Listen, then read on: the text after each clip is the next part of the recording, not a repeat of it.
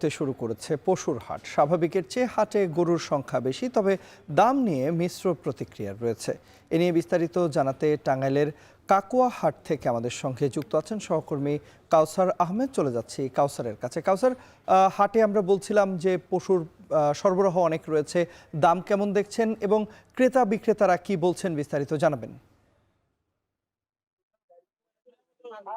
তন্ময়, আমি যে হাটটিতে আছি এটি চরাঞ্চলের ঐতিহ্যবাহী একটি হাট। এখানে টাঙ্গাইল সদর উপজেলার কাকুয়া, হুবরা ইউনিয়ন এবং পার্শ্ববর্তী কালিহাতী উপজেলার কয়েকটি ইউনিয়নের যারা খামারি রয়েছেন, এছাড়াও সিরাজগঞ্জের এনায়েতপুর সহ কয়েকটি উপজেলার যারা খামারি রয়েছেন, তারা যমুনা নদী পার করে তারা এই হাটে গরু নিয়ে আসেন। বলতে গেলে প্রান্তিক পর্যায়ের একেবারে প্রান্তিক পর্যায়ের যারা খামারি রয়েছেন তারা এই হাটে গরু বিক্রি করতে নিয়ে আসেন। আর এখানে যারা খামারি রয়েছেন তারা বলছেন যে তারা অনেকেই এসেছেন, তারা দাম যাচাই বাছাই করছেন। তবে কেউ কেউ বলেছেন যে গেল রোজার ঈদের চেয়ে এই ঈদে গরুর দাম কিছুটা কম, আবার কেউ কেউ বলছে দাম কিছুটা বেশি।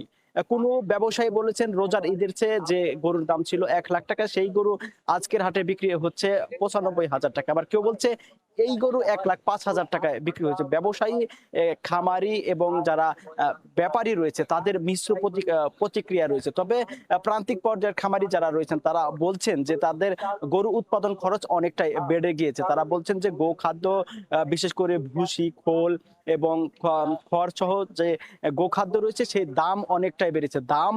খাদ্যের দাম বাড়ায় তাদের উৎপাদন খরচ বেড়েছে। আর উৎপাদন খরচ বাড়লেও সেই হারে গরুর দাম বাড়েনি বলে এই খামারিরা দাবি করেছেন। আর এদিকে ব্যবসায়ীরা বলছেন যে এখনো হাট যতটুকু জমে উঠেছে, ঈদ ঘিরে আরো হাটটি জমতো, যেহেতু চারপাশে চরাঞ্চলের মানুষ বোরো ধান কাটা নিয়ে ব্যস্ত সময় পার করছে, সেই কারণে সেই বোরো ধান কাটার জন্য তারা এখনো জমবে আর সামনে আরো। আর এছাড়াও জেলায় প্রায় 1,94,000 গরুর চাহিদা রয়েছে। এর বিপরীতে উৎপাদন রয়েছে জেলায় প্রায় 2,35,000-এর মতো। তো তন্ময়, এই ছিল আমার কাছে টাঙ্গাইলের গরু বিক্রির সর্বশেষ তথ্য।